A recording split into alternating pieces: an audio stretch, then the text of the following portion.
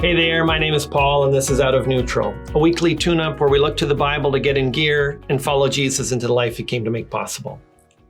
Today I want to talk about what to do when people's expectations are crushing you.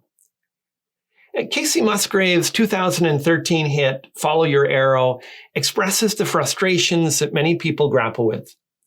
It talks about the weight of people's expectations and the pain of not being able to please people. It often feels as if nothing we can do will satisfy the people around us. At one point she writes, if you can't lose the weight, then you're just fat. But if you lose too much, then you're on crack. While she speaks in extremes, the struggle that she articulates is all too common. What do you do when people's expectations are crushing you? First option, you try harder to please them. I think a lot of people just buckle down and try harder. Every word of condemnation becomes a challenge to overcome. Every note of dissatisfaction pushes us to give a little more. Some of the greatest achievers I've met are people who keep giving everything they have to please others with the hopes that people will finally give them the affirmation they crave. But this often results in inner exhaustion. And soon the voices that were crushing us become internalized. And we harshly evaluate others with the same cruelty that we fought to overcome. The second option is you try harder to ignore them. Kacey Musgraves feels that the solution to the weight of people's expectations is to just not listen to them. She writes, you're damned if you do, you're damned if you don't, so you might as well just do whatever you want. She's urging people to just follow your arrow wherever it points. And it's not surprising that the song received so much acclaim. This is the message of our generation. But while it feels better than inwardly dying, trying to earn the affirmation of people who can't be pleased, does it really work? I'm not sure people's voices can just be so easily ignored.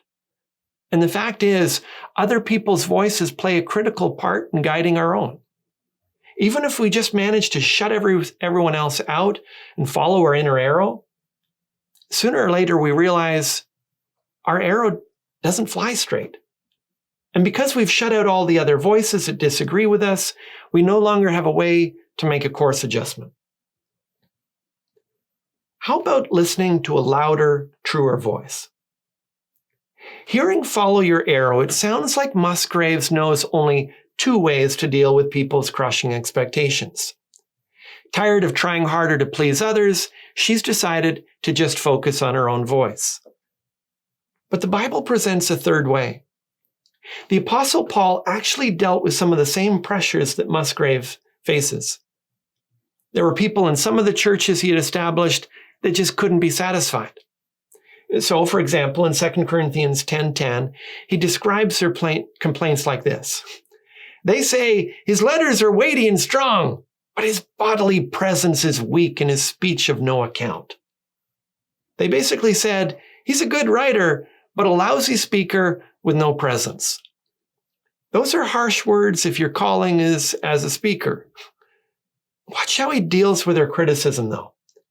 In verse 12, he says, not that we dare to classify or compare ourselves with some of those who are commending themselves, but when they measure themselves by one another and compare themselves with one another, they are without understanding.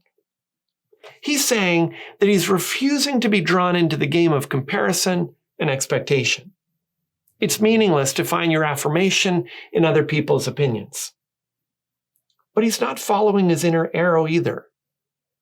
In verse 18, he says, for it is not the one who commends himself who is approved, but the one whom the Lord commends. Did you hear it?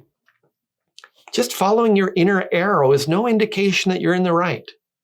In fact, it's the very thing that can lead people to selfish decisions and painful regret. What gave Paul confidence in the face of brutal criticism and expectations wasn't his inner voice. It was the truer voice of God himself. It was God's voice that helped him to reject the toxic voices that were undermining him. It was God's voice that helped him to correct his inner voice when it would lead him astray. And it was God's voice that helped amplify certain people's words that spoke wisdom, grace, and needed correction in his life. We hear God's voice in Scripture and through fellowship with other Christians, but most fundamentally, in a personal relationship with him. If people's expectations are crushing you, look for ways to amplify God's voice in your life. If this is new to you and you think it's something you'd like to explore, I've written a free 12-week course called The Unstuck Life that walks you through the essentials of Jesus' teachings in daily bite-sized messages you can read or watch by video. To learn more, go to gracebc.ca/get unstuck. That's all for this time. Today's video has helped you get out of neutral. Leave a comment, share it with your friends, and subscribe to join us on the journey.